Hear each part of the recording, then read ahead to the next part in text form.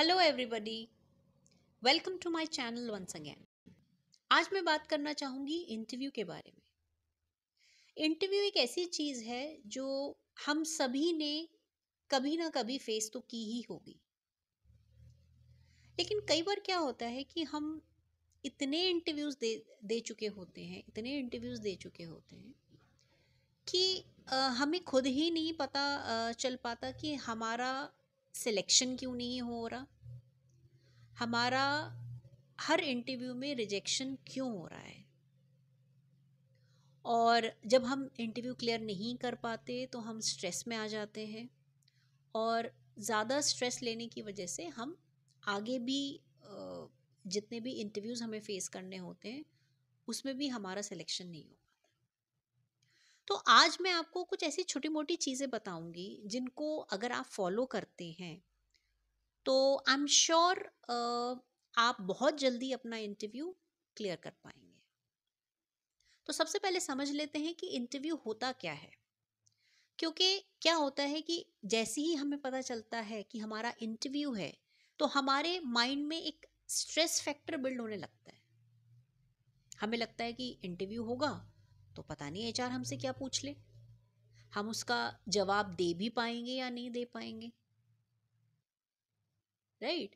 तो इस तरीके से जब स्ट्रेस फैक्टर ज़्यादा बिल्ड हो जाता है तो हम जो बेसिक चीज़ें होती हैं हमसे रिलेटेड, हमारी एजुकेशन से रिलेटेड, हमारे जॉब एक्सपीरियंस से रिलेटेड, उसको भी कॉन्फिडेंटली प्रेजेंट नहीं कर पाते, और लैक ऑफ कॉन्फिडेंस की वजह से फिर हम वो इंटरव्यू क्लियर नहीं कर पाएंगे।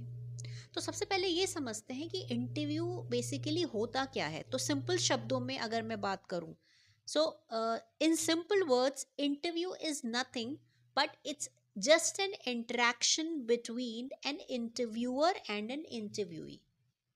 तो इसका मतलब ये है कि अगर हम इंटरव्यू को इंटरव्यू ना समझ के ये समझें कि हमारा एक इंटरेक्शन होना है एचआर के साथ, वो हमारे बारे में जानना चाहता है, क्योंकि ऑब्वियसली जब हम एक कंपनी ज्वाइन करना चाह रहे हैं तो एचआर भी हमारे बारे में जानना चाहेगा कि हमारा एजुकेशनल बैकग्राउंड क्या है, हमारा फैमिली बैकग्राउंड क्या है, हमारा वर्क एक्सपीरियंस क्या है, हमने क्या किस तरीके के प्रोजेक्ट्स हैंडल किए हैं, क्या हम उस रोल के लिए सूटेबल हैं या नहीं। ठीक है। तो घबराने की ऐसी कोई बात नहीं होती, because HR is also human being, वो भी हमारी तरह ही है। ठीक है। तो एचआर के सामने अपने आप को प्रेजेंट करते हुए आपको घबराने की बिल्कुल ज़रूरत नहीं है, बिकॉज जब हम घबराते हैं तो वो चीज़ हमारी बॉडी लैंग्वेज में रिफ्लेक्ट करता है, और जो चीज़ हमारी बॉडी लैंग्वेज में रिफ्लेक्ट करता है तो definitely HR can easily come to know. HR को बहुत जल्दी पता चलता है कि कैंडिडेट अभी नर्वस है। तो जब भी हम इंटरव्यू के लिए जाएं अपने आप को कॉन्फिडेंटली प्रेजेंट करें, ये बहुत ज़रूरी है एक इंटरव्यू क्लियर करने के लिए। कई बार क्या होता है कि लोगों को बहुत साल का एक्सपीरियंस होता है, उसके बावजूद भी जब वो इंटरव्यू के लिए जाते हैं तो वो ऐसे एक्ट करते हैं as if they are a fresher. तो इट्स ओके कि आप इंटरव्यू के लिए जा रहे हैं, थोड़ा सा स्ट्रेस फैक्टर होता है, माइंड में बिल्ड होता है, लेकिन इसका मतलब ये नहीं कि हमने अभी तक जो कॉन्फिडेंस गेन किया है एचआर के सामने जाके वो बिल्कुल ही हम यू नो वो एचआर, वो कॉन्फिडेंस ही हमारे अंदर ना रहे एचआर के सामने, right. So that's why we say that अगर आप ये कंसिडर करेंगे कि interview is just an interaction, तो जो आपके माइंड में जो स्ट्रेस फैक्टर बिल्ड होता है ये सोचने पे कि इंटरव्यू है, अगर आप सिंपल बोलेंगे ठीक है, I am going for a meeting, I am going for an interaction, ठीक है, I just need to share about my work experience, और जो भी मेरा फैमिली बैकग्राउंड है या जो मेरी एजुकेशनल एक्सपीरियंस है, बस एक डिस्कशन है। तो I am going for a discussion, और I am going for a meeting, और I am going for an interaction. तो आप देखना कि आपकी बॉडी लैंग्वेज में, आपने आपके सोचने के तरीके में कितना फर्क आ जाएगा, राइट। सो ये बहुत ज़रूरी है कि अपने माइंड को ये बता के चलना कि इट्स नॉट एन इंटरव्यू, बहुत कुछ ऐसा नहीं पूछने वाले, बहुत जस्ट इंटरेक्शन है, और बस मुझे जाना है, एचआर से मिलना है और थोड़ा डिस्कशन करना है, एंड दैट्स इट। और इसके अलावा कुछ चीज़ें और भी मैं आपको बताना चाहूँगी। जब भी आप इंटरव्यू के लिए जाएं, हमेशा आधा घंटा पहले पहुँचें। 35 या 40 मिनट्स उस पहले पहुँचे। कई बार क्या होता है कि जहाँ हमें इंटरव्यू के लिए पहुँचना होता है, जहाँ भी हमें इंटरव्यू के लिए पहुँचना होता है, वो वेन्यू जहाँ होता है वहाँ हम कभी, उस जगह हम कभी गए ही नहीं। तो हो सकता है हमें ढूंढने में, लोकेशन ढूंढने में थोड़ा सा टाइम लग जाए, या हो सकता है कोई ट्रैफिक जैम हमें मिल जाए। तो जब हम इंटरव्यू से पहले पहुंचते हैं तो हम रिलैक्स फील करेंगे इंटरव्यू के टाइम, राइट। हम थोड़ा सा फ्रेशन अप हो सकते हैं। हम थोड़ा सा अपने आप को we can have a glass of water, we can have a cup of coffee before appearing for an interview. थोड़ा सा रिलैक्स कर सकते हैं, मेंटली हम रिलैक्स हो जाते हैं थोड़ा सा। तो ज़्यादातर क्या होता है कि कैंडिडेट्स इंटरव्यू का जो उनको टाइम दिया हुआ है उसी के आसपास 5-7 मिनट पहले पहुंचते, तो उससे क्या होता है दिमाग में हड़बड़ी हो जाती है कि मतलब मैं जैसी आई हूँ अब मुझे अंदर जाना पड़ेगा केबिन में। तो इस तरीके की गलतियाँ ना दोहराएं। इंटरव्यू में आधा घंटा पहले मिनिमम कोशिश करें कि आप आधा घंटा पहले पहुँचिए। उसके अलावा इंटरव्यू के लिए आप जब भी जाएं, ऑलवेज़ वेयर फॉर्मल्स, बहुत ज़रूरी है। आप ज्वाइन करने के बाद चाहे आपको कंपनी में फॉर्मल्स पहनने पड़े ना पहनने पड़े, डजेंट मैटर, बट जब भी आप इंटरव्यू के लिए जाते हो तो मेक श्योर कि आप हमेशा फॉर्मल्स में जाएं, बिकॉज वो एक प्रोफेशनल अप्रोच एचआर के सामने मतलब आप देते हो कि I am a professional person, I am a professional. कई लोग होते हैं कि कुछ भी मतलब कैजुअल कपड़े पहन के चले जाते हैं, तो उससे एचआर को लगता है कि this person has casual approach towards the interview and towards his और her work, right. So everything matters when you appear for an interview. आपका ड्रेसिंग सेंस, आपकी बॉडी लैंग्वेज, आपका कॉन्फिडेंस लेवल, हर चीज़ मैटर करती है। Also always wear a smile on your face, that's very important, very very important, because it shows that even you are appearing for an interview but still you are a confident candidate, right? So हमेशा थोड़ी सी smile आपने face पे हमेशा रखें, उससे HR को एक signal मिलेगा कि this person is confident, right. Okay, तो ये सारी चीज़ें ध्यान रखें। और हाँ, एक चीज़ और, जब भी आप इंटरव्यू के लिए जाएं कम से कम 4-5 जो कॉपीज़ हैं अपनी रेज्यूमे की, अपने सीवी की, अपने साथ लेके जाएं, राइट। ठीक है, अब आ जाते हैं इंटरव्यू क्वेश्चंस पे। जो कॉमनली आस्क्ड इंटरव्यू क्वेश्चंस हैं वो क्या क्या होते हैं और उनका हमें टैक्टफुली कैसे जवाब देना चाहिए, राइट। सबसे पहले है tell me something about yourself. HR हमेशा पूछता है okay, tell me something about yourself, और run me through your CV, और walk me through your CV, कैसे भी पूछ सकता है। तो run me through your CV और walk me through your CV, इन सब का मतलब यही होता है कि आपको अपने बारे में बताना है, जो आपने अपने सीवी में मेंशन किया है, अपने एजुकेशन क्वालिफिकेशन के बारे में, अपने प्रोफेशनल एक्सपीरियंस के बारे में, वो सारी चीज़ें आपको बतानी है। कभी भी चीज़ें अपने रिज्यूमे में सिर्फ वही लिखें जो आप जो जेन्युइन हो, और जो आपने, जैसे फॉर एग्जांपल अगर मैं आपको बात करूं, अगर आपका प्रोफेशनल एक्सपीरियंस है कुछ सालों का और आपने कोई जो प्रोजेक्ट्स हैंडल किए हैं वही आप मेंशन करें। जस्ट एचआर को इम्प्रेस करने के लिए कुछ ऐसी चीज़ ना लिख दें उसमें कि जो आपने, जैसे फॉर एग्जांपल आपने कोई प्रोजेक्ट हैंडल नहीं किया और आपने ऐसे ही मेंशन कर दिया उसमें, राइट। क्योंकि अगर ये चीज़ पकड़ी जाती है तो ये बहुत गलत इम्पैक्ट देती है।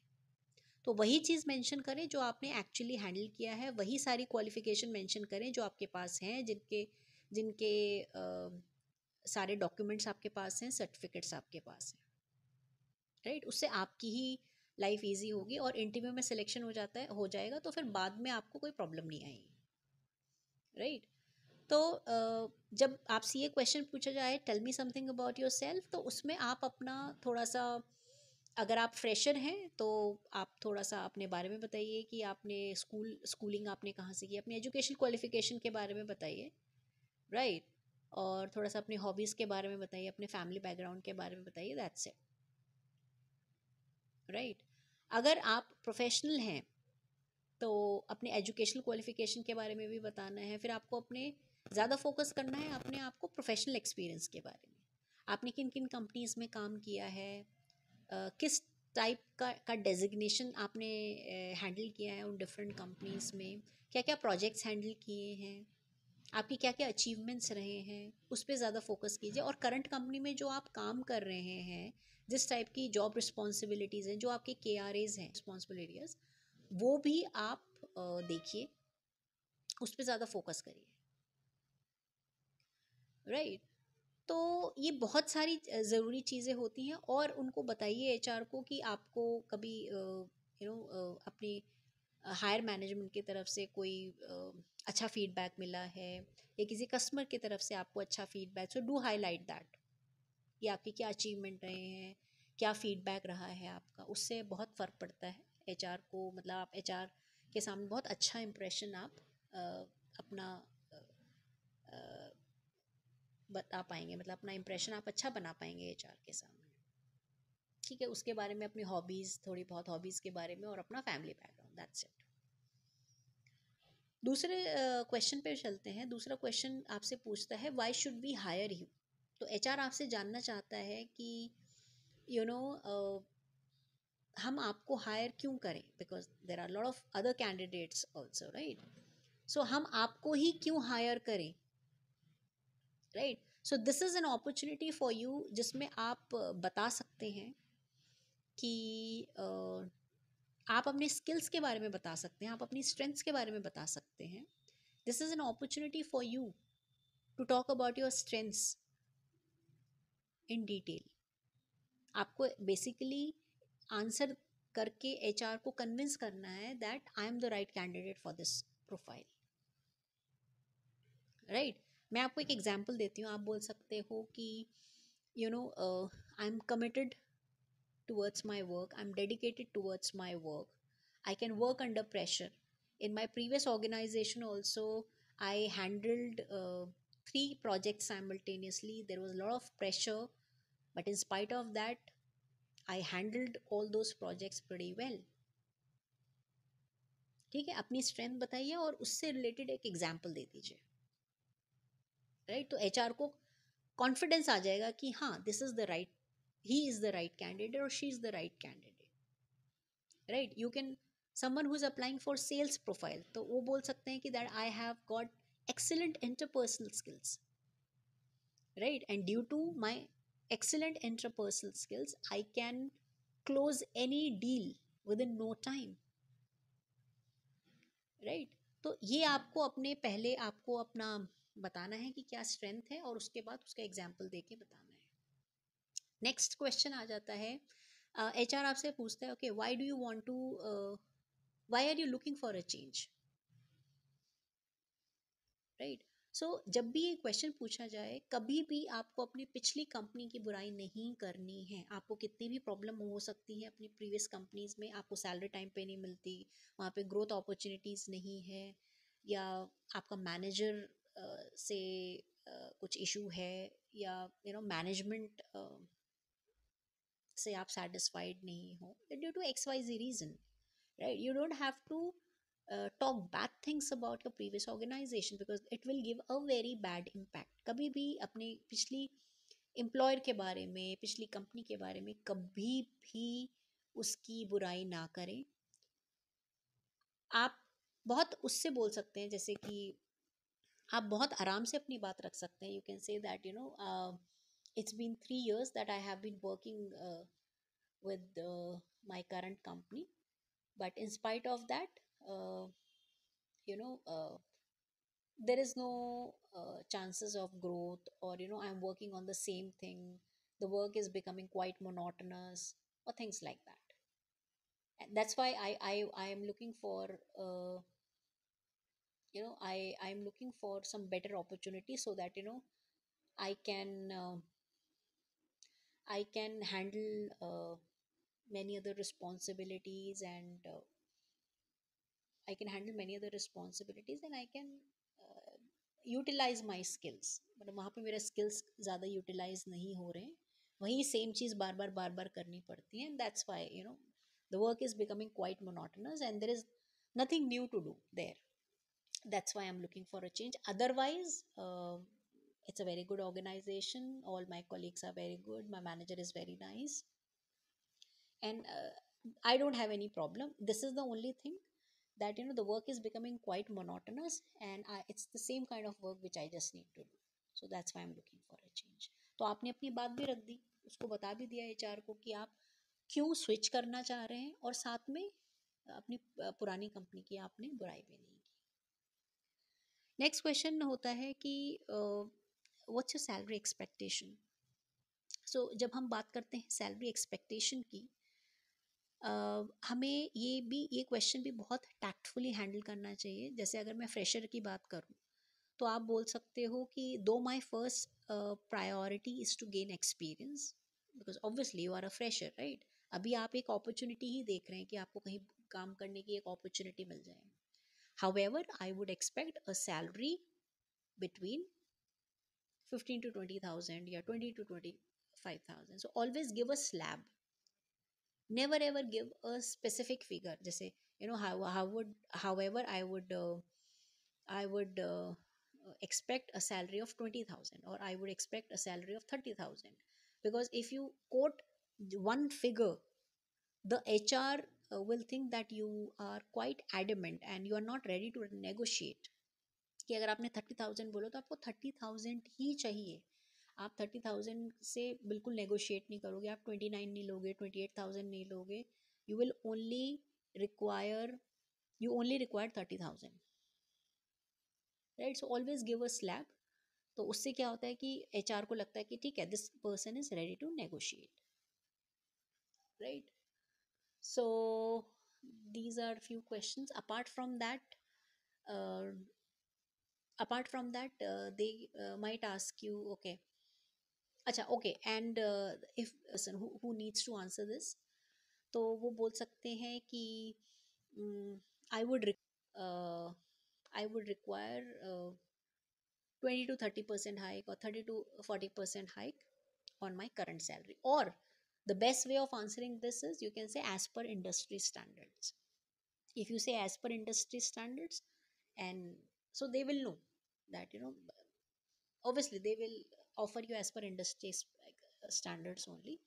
So the HR will still know that, okay, fine, the candidate is ready to negotiate, right.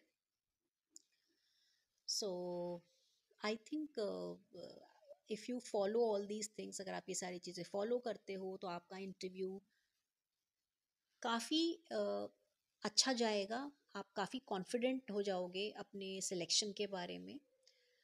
Interview में मैं आपको कुछ बातें और ये बोलना चाहूँगी कि कभी घबराना नहीं है इंटरव्यू के लिए.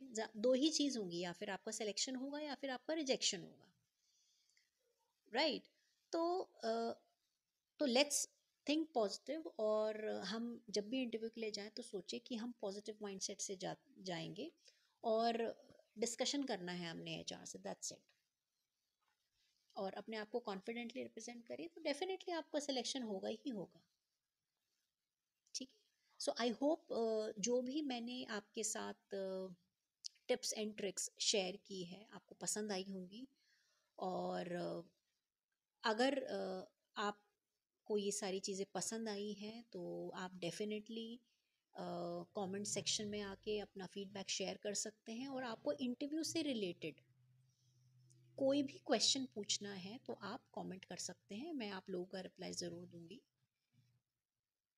बस मुझे यही बोलना था. और मैं आगे भी कुछ और वीडियोस बनाऊंगी इंटरव्यू स्किल्स में, ताकि जिन लोगों को इंटरव्यू क्लियर करने में प्रॉब्लम आ रही हैं, वो इजीली अपना इंटरव्यू क्लियर कर सकें, और अपने करियर की शुरुआत, स्पेशली जो फ्रेशर्स हैं, वो जो अपने करियर की शुरुआत है, वो जल्द से जल्द कर सकें. Thank you so much. All the best.